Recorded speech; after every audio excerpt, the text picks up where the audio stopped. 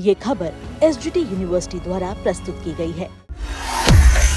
Chicken neck को लेकर अब बंगाल की नई सरकार यानी शुभेंदु सरकार यहां पर गंभीर होती हुई नजर आ रही है। आपको बता दें कि 120 एकड़ जमीन अब शुभेंदु सरकार केंद्र सरकार को देगी। अब इससे बांग्लादेशी घुसपैठियों में हलचल कैसे तेज हो गई है, इसकी जानकारी के लिए आज हमारे साथ जुड़ी हैं पल्लवी, उनसे जानेंगे। पल्लवी, जहां हमने देखा कि बंगाल की कमान अब शुभेंदु सरकार के हाथ में है, अब यहाँ पर जो सीधे तौर पर अमित शाह ने भी ऐलान किया था और ये कहा था कि जो अवैध घुसपैठिए हैं उनको निकाल कर यहाँ से भेजा जाएगा।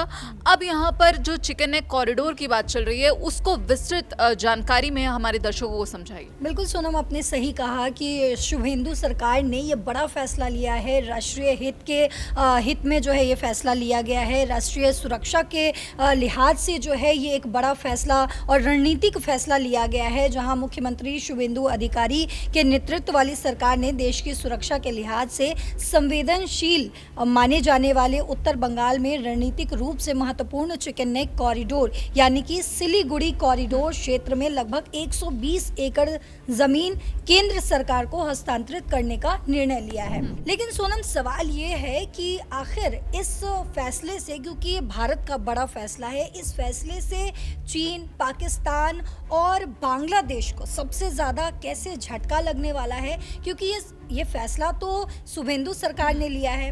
अब हम समझते हैं कि आखिर इन तीनों को क्यों झटका लगेगा। दरअसल पश्चिम बंगाल की ये जो सरकार ने ये जो बड़ा फैसला लिया है ये बेहद ही महत्वपूर्ण हो जाता है। दरअसल सिलीगुड़ी कॉरिडोर क्षेत्र में केंद्र सरकार को 120 एकड़ जमीन जो ट्रांसफ़र करने की प्रक्रिया शुरू कर दी गई है। ये ज़मीन जो है राष्ट्रीय सुरक्षा, बॉर्डर फेंसिंग, सैन्य बुनियादी ढांचा, लॉजिस्टिक्स और रोड प्रोजेक्ट्स के लिए इस्तेमाल होगी। पहले टीएमसी की सरकार के समय जो है ये बहुत दिन से केंद्र सरकार की तरफ से जो है ये बोला जा रहा था, लेकिन ये काफ़ी समय से अटका हुआ था। अब नई सरकार ने सिर्फ 15 दिन के भीतर जो है ये बड़ा फैसला ले लिया है, क्योंकि चिकन नेक जो है वो काफ़ी महत्वपूर्ण है। लेकिन उससे पहले हम समझते हैं कि कैसे बांग्लादेश और चीन को झटका लगेगा।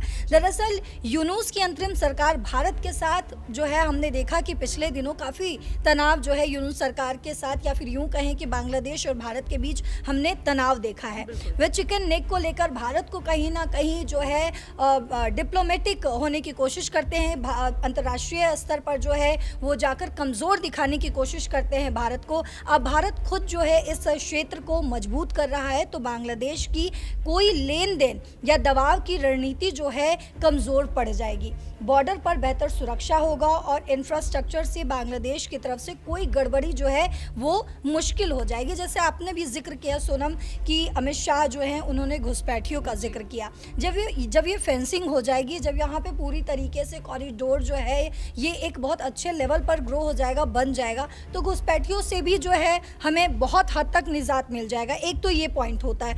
इसके अलावा अगर हम देखें तो पूर्वोत्तर राज्यों की कनेक्टिविटी और डिफेंस मजबूत होने से बांग्लादेश की गेम जो है, जैसे कि पानी या बॉर्डर इश्यूज़ में जो दबाव है, इसका असर जो है वो घटेगा। अब समझते हैं हम सोनम की चीन को कैसे झटका लगेगा। चीन बांग्लादेश के जरिए जो है चिकन नेक क्षेत्र में घुसपैठ या प्रभाव लगातार बढ़ाना चाहता रहा है। जैसे कि हम तीस्ता प्रोजेक्ट की बात कर ले, या फिर एयरफील्ड के जरिए भी जो है लगातार चीन जो है भारत को बांग्लादेश के जरिए जो है चीन परेशान करने की कोशिश करता रहा है। भारत का ये कदम जो है चीन की स्ट्रिंग ऑफ पर्ल्स या यूँ कहें कि क्षेत्रीय घेराबंदी को सीधा चैलेंज करता है।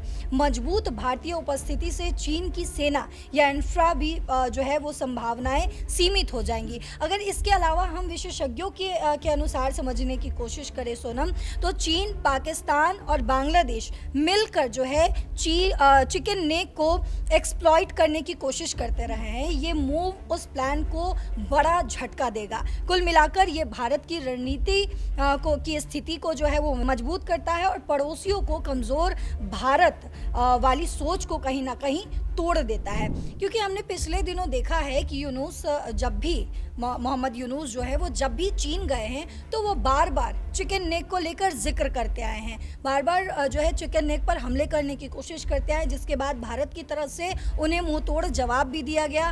कहीं ना कहीं हम सीधे तौर पर ना कहें, लेकिन भारत ने दोनों को ही मुंह तोड़ जवाब दिया। कब कब जिक्र किया है उन्होंने, ये भी हम अपने दर्शकों को बता दें। यूनुस की अंतरिम सरकार ने 2025 में चीन के साथ संबंध अपने बढ़ाने के लिए चिकन नेक का इस्तेमाल रणनीतिक रूप से किया था। कैसे? मार्च अप्रैल 2025 में यूनुस चीन दौरे पर गए थे। वहां उन्होंने कहा कि भारत के 7 पूर्वोत्तर राज्य पूरी तरह लैंड लॉक्ड यानी कि समुद्र से कटे हैं। उनका समुद्र पहुंच का रास्ता सिर्फ बांग्लादेश नियंत्रित करता है। सिलीगुड़ी कॉरिडोर यानी कि चिकन नेक ही मुख्य कनेक्शन है जो बांग्लादेश से गुजरता है। उन्होंने चीन को बांग्लादेश में आर्थिक आधार बनाने और चाइनीज इकोनॉमी का जो है एक्सटेंशन बनाने का निमंत्रण भी दिया।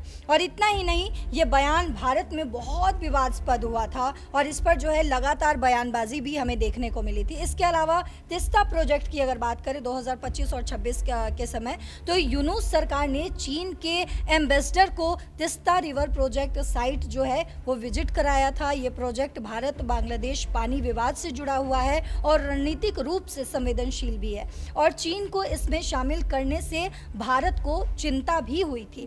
इसके अलावा अगर कुछ अन्य मौकों की हम बात करें तो यूनुस सरकार ने चीन को बे ऑफ बंगाल और पूर्वोत्तर एक्सेस के लिए आमंत्रित भी किया। जनवरी 2026 में भी तिस्ता संबंधी गतिविधियां चली थी। तो ये बयान जो है लगातार हमने देखा यूनुस की तरफ से कब कब उन्होंने जो है भारत के चिकन नेक को लेकर, क्योंकि चिकन नेक एक काफ़ी इम्पॉर्टेंट या फिर हम यूँ कहें कि रणनीतिक रूप से या फिर क्षेत्रीय रूप से काफ़ी महत्वपूर्ण हो जाता है। यहाँ पर पल्लवी बांग्लादेश की बात करें तो यूनुस सरकार में कई ऐसे भारत विरोधी बयान दिए गए थे, लेकिन अब बांग्लादेश में सरकार बदल गई है और वहाँ पर जो नए प्रधानमंत्री हैं उनकी तरफ से ये संदेश दिए गए कि हाँ, भारत के साथ जो है पॉजिटिव रिश्तों की उम्मीद है। बिल्कुल, ये बयान जो है लगातार बांग्लादेश की तरफ से आया है। लेकिन सोनम, अगर हम सिर्फ चिकन नेक के महत्वपूर्ण कितना हमारे लिए वो महत्वपूर्ण हो जाता है ये अगर समझे सोनम, तो बता दें हम अपने दर्शकों को कि ये 20 से 22 किलोमीटर चौड़ा एक संकरा गलियारा है जो भारत के मुख्य भूमि को पूर्वोत्तर के 8 राज्यों से जोड़ता है। अगर किसी भी परिस्थिति में चिकन नेक पर ज़रा सा भी अगर कुछ गड़बड़ी आती है तो हमारे जो 8 पूर्वोत्तर राज्य हैं वो बिल्कुल भारत से जो है कहीं ना कहीं अलग हो जाएगा। तो इसीलिए इस पर इतना ध्यान दिया जा रहा है और शुभेंदु अधिकारी ने 15 दिन के भीतर भीतर इतना बड़ा कदम उठाया है। इसके अलावा हम देखें तो आसपास ही बांग्लादेश है, यानी कि बॉर्डर के बाद ही नेपाल है, भूटान की सीमाएं हैं और चीन भी करीब ही है, बहुत ज़्यादा दूर नहीं है, तो चीन भी करीब ही है। यहाँ कोई समस्या अगर होती है तो पूर्वोत्तर कट सकता है, सड़क, रेल, सेना की सप्लाई सब प्रभावित हो जाएगी। इसलिए ये भारत की जीवन रेखा भी मानी जाती है। तो ये कदम जो है सुरक्षा को मजबूत करेगा।